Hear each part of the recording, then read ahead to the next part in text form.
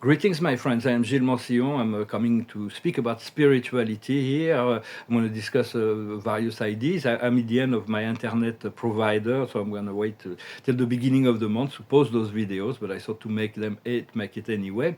And thank you very much for your presence. I thank you very much for your attention. I thank you for liking, sharing, commenting, and don't forget to subscribe as well as for your donations if you can. I wanted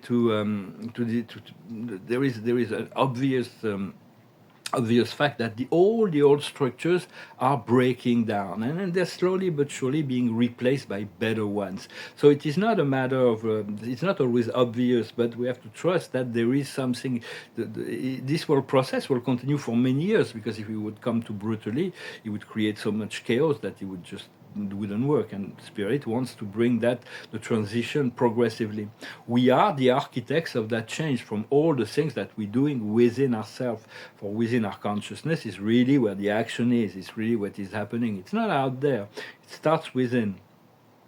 So there is so much shifting that we've been doing for the collective consciousness, in the collective subconscious, and so it is. We've been taking on a lot of loads, big loads for the whole of humanity, and this, of course, nobody knows, but God knows.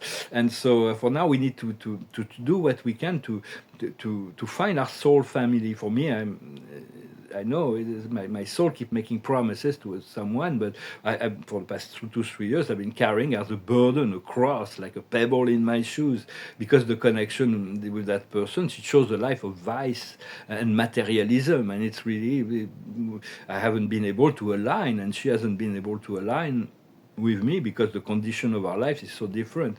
But my soul keeps making promises to her soul, so I don't really know, and I have no choice. So I have to accept that burden, that connections, that can be a blessing at some point, because that's what my soul and spirit is telling me. And she's a beautiful soul, of course. It's like we're part of each other's deep soul connections, but it's just, I have to accept that God is experiencing exactly what he needs to experience through her, and so to let it go, to become more stoic. But then sometimes I feel like I'm not able to keep my frequency high because of that, my point of freedom, because I'm always pulled down by the energies that of the energy exchange with that person. I'm just saying that for all who might be experiencing some deep soul connections. So I'm becoming more stoic, more detached, and it's like Stoicism, to speak about philosophy. Stoicism was officially started by a philosopher named Zénon de Chrétien, which was an opposing philosopher to Epicure in the 3rd century BC. The difference between the Stoic and the Epicurean is that the Stoic believed that the intervention of God, providence, when the Epicurean didn't believe in that. They believed that if the God existed, they didn't care at all and had no way to intervene within the human life. So I'm more Stoic on that level than Epicurean, although there is great value in the philosophy of Epicure. And but Plato was the first Stoic officially. He was the one who anchored the beliefs of detachment. And after that, he was really anchored by a philosopher named Epictetus. The manual of Epictetus. He was a slave that was freed, but because he had such a hard life, he was like always expecting his philosophy was there's certain things you have power over, certain things you don't have power over. It's no use to waste your time and energy to those things that you don't have power over, and take care of those things that you have power over. All kinds of things like wealth and health is not in your power, otherwise everybody will be wealthy and healthy. So it's like, and then he was the master teacher of a great philosopher named Marcus Aurelius, who was the king philosopher that Plato talks about in the Republic. He was born as an emperor, yet he was loving, kind, and wise. And at the end of his life, he was wounded in a battle, and he wrote those thoughts for himself. And he wrote it in Greek, and the books were supposed to be destroyed after his death, but he was kept and preserved. And there is a lot of wisdom. He's talking to his inner guides, and there is a lot of wisdom within those in philosophy. And of course, there is Seneca. Seneca is an essential philosopher. Whatever, if you read Seneca, there's a lot of little books or thoughts. You can look at all these remarkable thoughts. There's a lot of very useful thoughts in Seneca, I think. For me, there's been is one of the most essential philosopher that will never let you down, so to speak, when you listen to his philosophy. So it's to be stoic is very important. And for me right now, I feel like it's okay for me to walk alone. If I to seek my point of freedom alone, it's a lot easier than having to align with those soul connections when they're working against me on many levels, or this soul connection or but if you do have someone, if you have a soul connection, a deep soul connection, someone you can share your ascension with, no, you are blessed by that. Huh? And even if you have friends to share your ascension with, it is a blessing from God. I wanted to discuss something very important because we're becoming more sensitive and receive energy exchange with other soul, other people, and telepathy and empathy, and we're feeling the energies of other people because telepathies always carry an emotional charge. So when you receive teleempathic thoughts, you have the choice to respond or not to respond. It depends on the situation. Sometimes you just, when it comes from, it's not something positive, you can choose not to respond. Let yourself be guided in relationship to that. Of course, if you come from a higher spirit, it is good to say, yes, I am, or thank you, or gratitude, so reinforce the connection to be aware. It depends on the circumstances when it comes from other souls on the earth, but when it comes from the higher self or the company of heaven, it is good to establish a two-way communication, not just when you're receiving mode. You can respond, and then you'll see what. Sometimes there is just this response, but eventually will be you'll be able to converse with a higher spirit. So. And that is valid for all the thoughts we come through our mind. Everything that comes through our mind, it's like, how do we react to it? It's not the thought themselves, it's how do we react to it. So we want to transmute, to let go of negative thoughts, to elevate our consciousness, and to empower positive thoughts. But how we react to the thoughts that comes into our mind, we don't have a choice. The thoughts come up, and sometimes it's surprising. There is like, our spirit is doing all kinds of things within. The more your mind expands, the more bizarre, not bizarre, but the more surprising it becomes. It's the work of your I am presence, and the way we react will demonstrate our level of wisdom and consciousness. For understanding, the dark and the light are only tools, the pure and the impure even are only tools or instruments in the hands of God that is created for the evolution of consciousness. Because everybody will learn no matter what. Everybody is learning because everything is in the hands of God. And experiences is is the greatest teacher, more than words. For now, I'm going to have to write books to be able to anchor all my ideas in the world. But so words are very important. The pen is mightier than the sword. But experience is really how we learn what we learn from. And time, silence is the greatest prophet, because it is within silence that life reveals itself, and the truth reveals itself. So there is a great value in calming our mind and trying to find sincere thoughts for like 5-10 seconds, sincere thoughts in between thoughts as much as possible.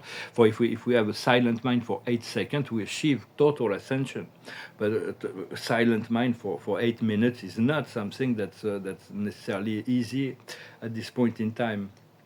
For third and fourth dimension are not meant to right now we're no longer in the third, we're in the fourth dimension. We're conscious of our power of creator, we are conscious of love and unity, therefore we're no longer in solely believing that the world of senses is the only thing there is.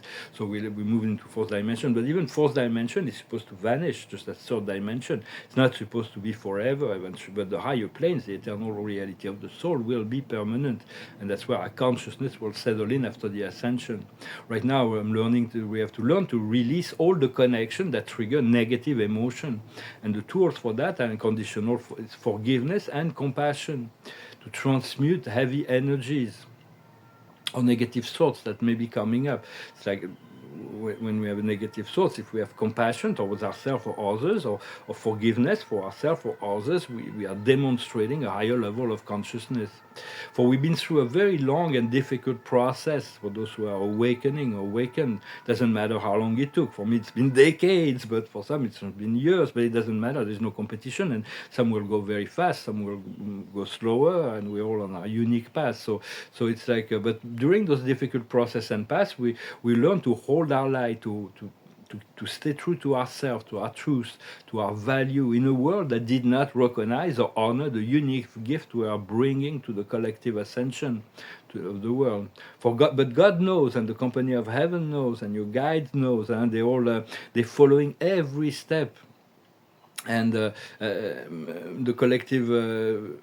The collective awakening of humanity has become the greatest show in the universe. For a long time, humanity wasn't interesting. Spirit, the galactics, and so on were not that interested on what's going on.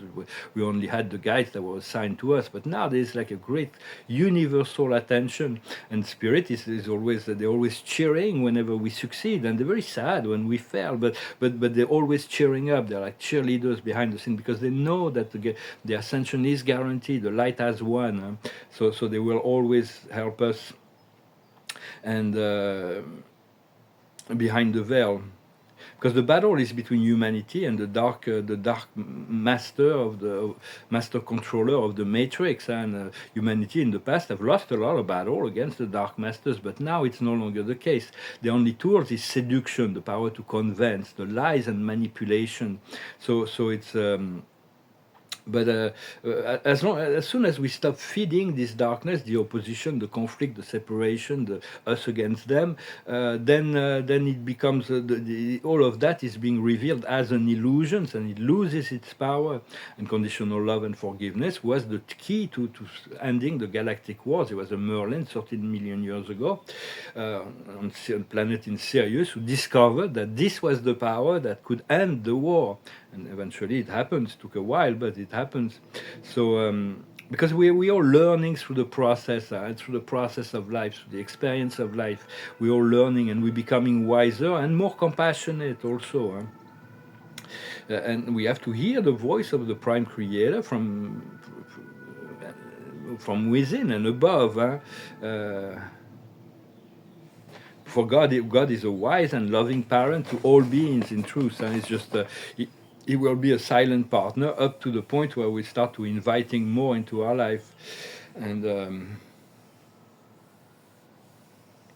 for God has created the cosmic drama. He's created all things, but He also created the point of freedom through the horizontal axis, the vertical axis, sorry, with the cross of matter and the pillar of light. So we need to be aligning with both.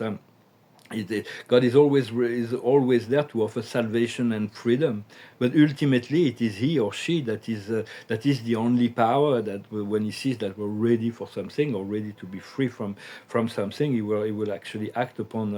He will wait the last moment, but He will act, and because we have the free will, He will give us eternal time to choose to align with that energy, to align that with our higher guidance.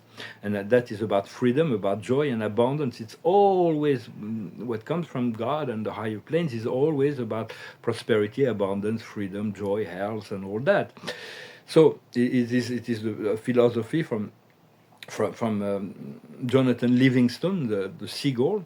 When it's a bird that wanted to fly faster than any other birds. He was this great mind, and one of his major teaching is that if you want to fly faster, if you want to be moving faster than the speed of light to arrive at anywhere, you have to convince yourself you're already there. So we already have to feel the joy, the freedom, the abundance, the prosperity, the creativity. Already see this ascended earth. Already see yourself as an ascended being as much as possible to get a sense of attitude in relationship to your higher self, as much as possible, and because that will assist in the crystallization of things into the material realm.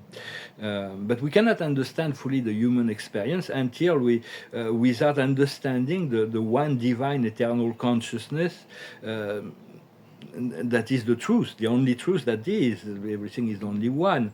So the more we know, the more we know we do not know, because there is so much more that we do not know than the things we know. Just on this planet, there are 8 billion souls, 8 billion God in the making, 8 billion universe, and all are very significant to the Creator. Whether they're rich, they're poor, they're good guys, bad guys. They're all very significant. What we seek is to create a sphere of energy where people are, where we can return to the connection of our soul family, and to allow others to go through their past without being disturbed by the lower frequencies and energies.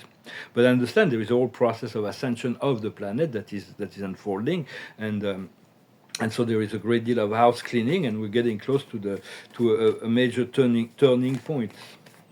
Well, I hope this message was interesting for you. I thank you for your presence. I thank you for liking, sharing, commenting. I thank you for subscribing and for your donations. The card of the day is to let go of the drama. It's the never-ending story.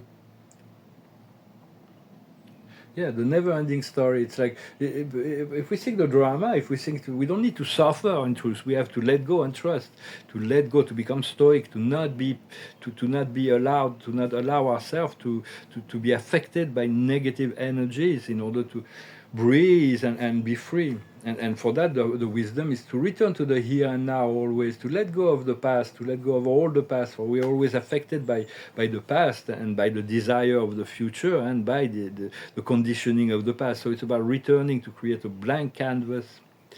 What we need to understand is the house cleaning, where there is a bit of house cleaning to do. We every day we remove some layers of conditioning. What we need to do is the message in the bottle, to learn to read the sign of the intuition, the messages of spirit, to listen to the guidance, to see the synchronicity. And the outcome is the turning point, is the crossroad. So it's like, we're going to be face to face to a door where we're going to be able to choose. It's like the separation of the timelines right now, with this all kinds of Gemini, and the path of choice right now. And so it's like this new moon that started this process for a whole 14 days, all the way to the full moon. It will be very, very powerful in whatever choice we make. Well, I thank you very much. Wish you a wonderful day, and I'll talk to you later. Namaste.